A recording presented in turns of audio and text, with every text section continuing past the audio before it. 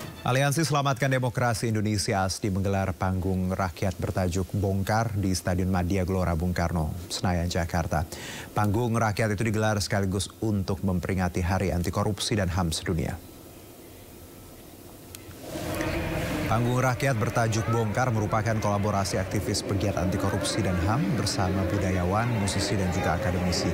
Selain pentas musik, panggung rakyat juga menyuguhkan orasi dari sejumlah tokoh aktivis dan akademisi yang hadir dalam rangka memperingati Hari Anti Korupsi dan HAM sedunia. Adapun para tokoh yang hadir diantaranya Usman Hamid, Gunawan Ahmad, Faisal Basri, Laude Muhammad Syarif, Zumrotin Susilo dan Renald Kasali. Dihadirkan pula pameran foto tentang sejarah Indonesia dan replika makam-makam pegiat HAM. Di atas panggung rakyat, Aliansi Selamatkan Demokrasi Indonesia juga mendeklarasikan Selamatkan Demokrasi Indonesia, mengajak rakyat bergerak mengawasi pemilu 2024 agar jujur dan adil, bebas dari intervensi aparat keamanan dan penegak hukum.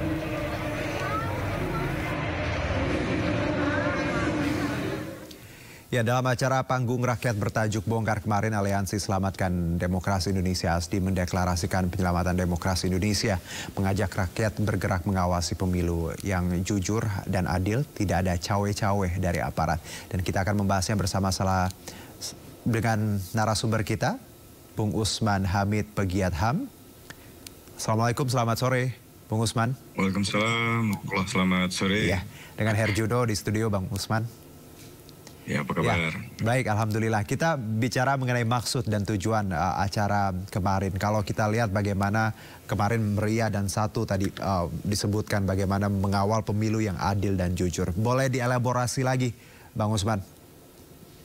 Iya, jadi kemarin kami menggelar satu ajang orasi dan juga pertunjukan seni dengan maksud untuk bersama-sama menyerukan pentingnya penyelamatan demokrasi.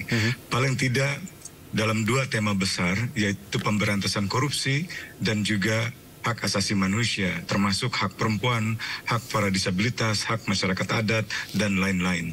Kita tahu bahwa KPK kerap kali dilemahkan dalam kasus yang terbaru. Kita tahu juga dari Ketua KPK yang dahulu, Pak Agus Raharjo, bahwa Ketua KPK ditekan, diminta untuk menghentikan penanganan kasus korupsi IKTP yang melibatkan Ketua DPR ketika itu dan juga Ketua Umum Partai Golkar, Setia Novanto.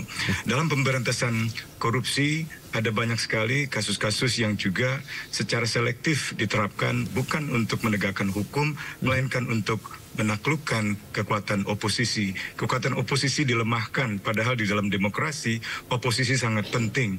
Begitu pula dengan kebebasan berekspresi. Tanpa kebebasan berekspresi, tidak mungkin ada partisipasi masyarakat. Tanpa partisipasi masyarakat, tidak mungkin pemerintah memiliki legitimasi yang sangat baik. Dan salah satu bentuk partisipasi yang sifatnya periodik adalah partisipasi melalui pemilu. Nah, kami juga ingin menyerukan agar pemilihan umum tahun 2024 berlangsung dengan jujur dan adil, dan itu kami serukan dengan meminta aparat keamanan agar bersikap netral dan tidak melakukan tindakan yang tidak perlu atau menggunakan kekuatan yang berlebihan di dalam menangani suara-suara masyarakat, termasuk demonstrasi atau berbagai bentuk ekspresi sebagaimana yang baru-baru ini kita lihat dalam kasus Butet Kertarejasa atau kasus-kasus sebelumnya seperti Budi Pego, Haris Azhar, dan Fathia Maulidiyanti. Oke, bicara event ini, kita bicara demokrasi Indonesia yang perlu diselamatkan, itu juga yang Anda sebutkan berkali-kali dan teman-teman. Kalau tadi indikasinya mungkin terkait pemberantasan korupsi, netralitas, ada hal lain, Bung Usman, mengapa demokrasi di Indonesia saat ini perlu diselamatkan? Yang pertama, karena hukum-hukum represi dihidupkan kembali, baik itu melalui Undang-Undang ITE maupun juga Undang-Undang Hukum Pidana yang baru. Yang kedua, berbagai hak-hak ekonomi sosial masyarakat juga terancam dengan produk perundang-undangan seperti Undang-Undang Mineral dan Batubara serta Undang-Undang Cipta Kerja. Yang ketiga, oposisi di tingkat parlemen juga ditiadakan, termasuk dengan mempergunakan lembaga-lembaga penegak hukum untuk mengendalikan oposisi partai sehingga menjadi lemah. Yang terakhir adalah upaya mengkebiri badan-badan peradilan termasuk Mahkamah Konstitusi dengan menggunakan Ketua Mahkamah Konstitusi yang merupakan adik ipar Presiden untuk melanggar konstitusi, melanggar aturan bermain yang telah ditetapkan oleh konstitusi hanya demi meloloskan kepentingan keluarga Presiden, dalam hal ini putra Presiden yang dicalonkan sebagai calon wakil Presiden dalam Pilpres mendatang. Ini hal-hal yang sangat mengkhawatirkan kami setelah KPK dilemahkan, setelah BPK muncul dengan skandal korupsi, Mahkamah Konstitusi sebagai benteng terakhir, sebagai wasit konstitusi ketika ada sengketa pemilu tahun 2024 nantinya justru juga dilemahkan sehingga tidak lagi memiliki kepercayaan masyarakat yang kuat. Kami khawatir kalau ada sengketa pemilu, dan sangat mungkin sengketa itu terjadi mengingat 2014, 2019 ada sengketa pemilu yang dibawa ke MK, bahkan ada pengerahan massa di depan MK, dan kami khawatir kalau pemilu berlangsung tidak jujur, tidak adil, ditambah dengan Mahkamah Konstitusi yang tidak lagi memiliki integritas penuhnya di mata masyarakat, maka pemilu ini bisa jadi pemilu yang pertama sebagai pemilu yang tidak jujur dan tidak adil sejak reformasi berjalan. Kalau kita bicara penegakan HAM, ini juga yang diperingati kemarin. Bagaimana Anda menilai indeks penegakan HAM di tanah air untuk saat ini, Bung Usman? Indeks penegakan hak asasi manusia salah satunya ditunjukkan dengan indeks kebebasan sipil maupun indeks hak-hak politik. Di dalam lembaga demokrasi, lembaga indeks demokrasi nasional seperti Badan Biro Pusat Statistik, indeks kebebasan sipil kita secara gradual menurun. Dalam lembaga indeks demokrasi di dunia seperti Polity4 atau FIDEM atau misalnya Freedom House, indeks kebebasan sipil kita secara umum kecenderungannya dari tahun ke tahun menurun. Bahkan indeks persepsi korupsi kita anjlok menjadi indeks persepsi korupsi dengan skor yang paling buruk sejak pertama kali Indonesia dinilai oleh Transparansi Internasional. Hal-hal inilah yang kami sangat khawatirkan, termasuk juga tidak adanya penyelesaian kasus-kasus pelanggaran HAM berat. Orang-orang hilang tidak dicari dan tidak ditemukan, pelakunya tidak dihukum, tragedi-tragedi besar pelanggaran HAM berat tidak pernah dipecahkan melalui sarana-sarana keadilan seperti pengadilan HAM ad hoc. Tragedi Trisakti, Semanggi 1, Semanggi 2, tragedi perkosaan di bulan Mei tahun 98, belum lagi kita bicara Aceh sampai dengan Papua. Seluruhnya tidak ada yang dipecahkan, tidak ada yang diselesaikan dengan baik. Bahkan orang-orang yang dianggap sebagai orang yang bertanggung jawab atas pelanggaran HAM berat itu justru mendapati jabatan-jabatan yang strategis. Inilah yang akhirnya membuat kami dari berbagai kalangan, akademisi, aktivis, dan juga budayawan bersepakat bahwa reformasi kembali ke titik nol. Apa yang dilakukan hari-hari ini adalah sebenarnya kelanjutan dari pengkhianatan terhadap cita-cita reformasi.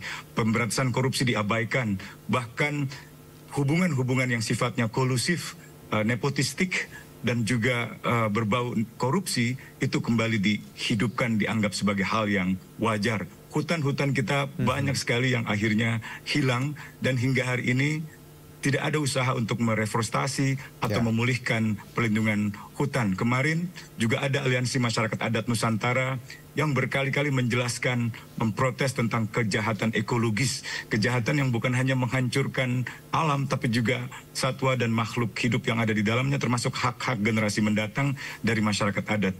Jadi saya kira ada banyak keprihatinan yang kemarin bertemu dan ingin menyerukan kepada masyarakat lebih luas lagi untuk bersama-sama menyelamatkan demokrasi, menyelamatkan hak asasi, dan menyelamatkan agenda pemberantasan korupsi sebagaimana yang dicita-citakan oleh reformasi. Ya, menarik tadi yang Anda sebutkan juga terakhir bagaimana kita bicara environmental issues ya, sustainability ini juga jadi concern harusnya bagaimana nanti calon-calon pemimpin, kita bicara hukum, HAM tadi juga dan lingkungan karena keberlangsungan tadi lingkungan hidup di tanah air.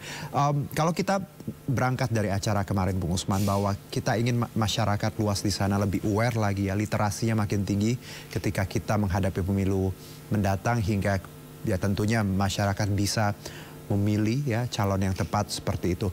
Dari pandangan Anda, bagaimana masyarakat sebenarnya bisa berpartisipasi agar nantinya pemilu kita tetap dikawal dan tadi walaupun ada kecurangan paling tidak masyarakat kita lebih wise, bijaksana dan pintar menghadapinya?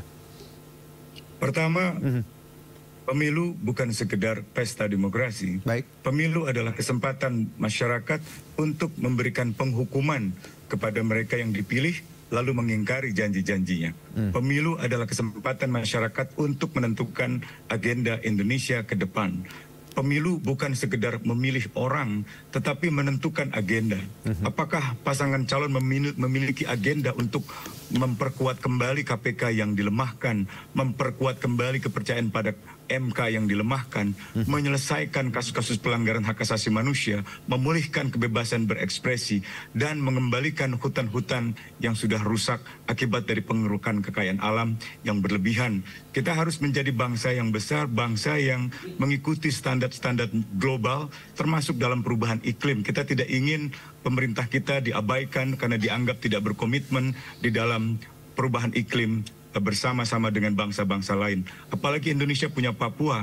Papua adalah satu dari 3 hutan yang dilindungi di dunia sebagai paru-paru dunia. Selain Papua ada Amazon dan juga ada Kongo. Jadi sekali lagi pemilu adalah penentu masa depan. Karena itu masyarakat harus memastikan bahwa haknya dilaksanakan secara efektif sekaligus juga memastikan hak-haknya itu tidak dimanipulasi dengan kecurangan-kecurangan yang sangat potensial bisa terjadi di dalam pilpres maupun di dalam pemilihan legislatif mendatang.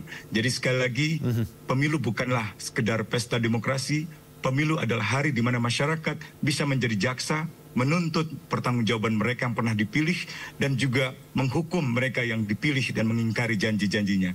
Jadi harus ada agenda yang jelas untuk pemberantasan korupsi, pelestarian lingkungan hidup, dan juga penegakan hak asasi manusia. Baik, ini 3 hal yang saya rasa sangat relate ya, khususnya untuk millennials dan Gen Z.